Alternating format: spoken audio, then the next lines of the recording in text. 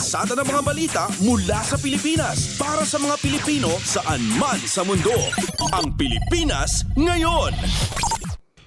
Isang masayang pagbati po sa inyo lahat mga kababayan. Welcome po sa isa pang special na edisyon ng Ang Pilipinas ngayon. Ito po ay special na edisyon ng ating Filipino service para sa ating Radyo Pilipinas World Service, para na rin po sa impormasyon ng ating mga kababayan dito sa loob ng bansa, maging sa labas ng bansa, lalong-lalo ng ating mga overseas Filipino workers. Kamusta po sa ating mga kababayan dyan sa may bahagi ng Lebanon, sa Middle East, sapagkat nito pong nakalipas na mga araw, especially nitong Thursday, sinalubong po ng Department of Social Welfare and Development o DSWD kasamang iba't ibang ahensya ng gobyerno ito pong mga na-repatriate nating mga Pilipino mula sa Lebanon.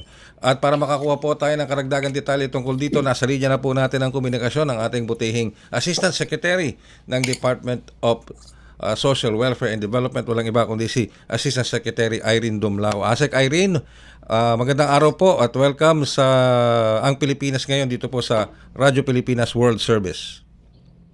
Yes, magandang tanghali, Sir Ray. Magandang tanghali din po sa lahat ng sumusubaybay ng inyong pong programa. Alright, Asek Irene, sinalubong po ninyo itong ating mga kababayan na repatriate mula sa bansang Lebanon. Mga ilan po itong sinalubong po ninyo sa NAIA po ito, Asek Irene? Tama po iyan. Kagabi nga ay sinalubong natin itong 45 overseas Filipino workers mula sa Lebanon who have been repatriated. And actually may dalawa pa rin na minor, no? Sila ay dependent.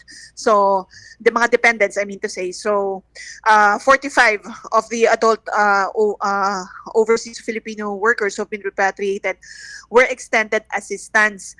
Actually, itong activity na ito ay nanguna dito ang Department of Migrant Workers and nakipagtulungan with other government agencies because we're employing a whole of government approach sa pagtulong dito sa mga kababayan natin. So, ang Department of Migrant Workers at ang OWA ay nakapagbigay nga ng total of 150,000 na cash assistance, and then DSWD augmented that with 20,000 financial assistance under our assistance to individuals in crisis situation. Alright, so 45 adults po ito plus 2 dependents. Tama po ba yun, Asek Irene? Tama po.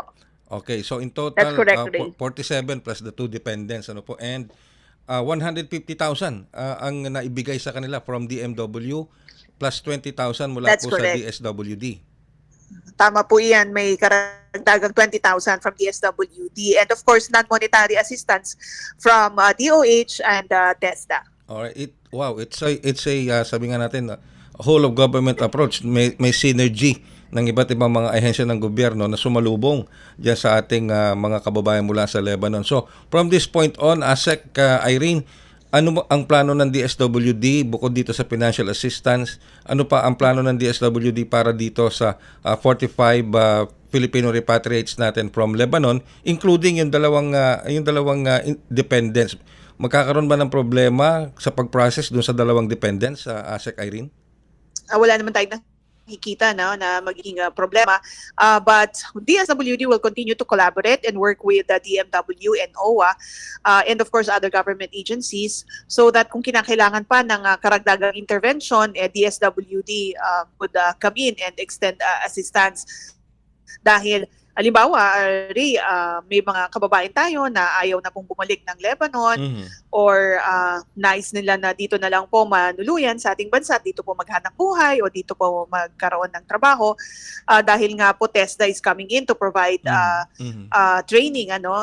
We could also assess itong mga kababayan natin na umuwi under our Sustainable Livelihood Program and maybe assist them, kung sila maging eligible, assist them para magkaroon ng munting negosyo or help them get a good job rin po dito sa ating bansa. So again, we will be working with the DMW who is the lead sa pagtataguyod ng kabutihan at kalagayan ng ating mga overseas Filipino workers. Okay. Well, with that, Asek Irene, I know you're a very busy person ngayon at maraming salamat po sa oras na ibinigay nyo sa amin kahit on your very, very busy schedule. Maraming salamat po, Asek Irene, and mabuhay po kayo at ang DSWD.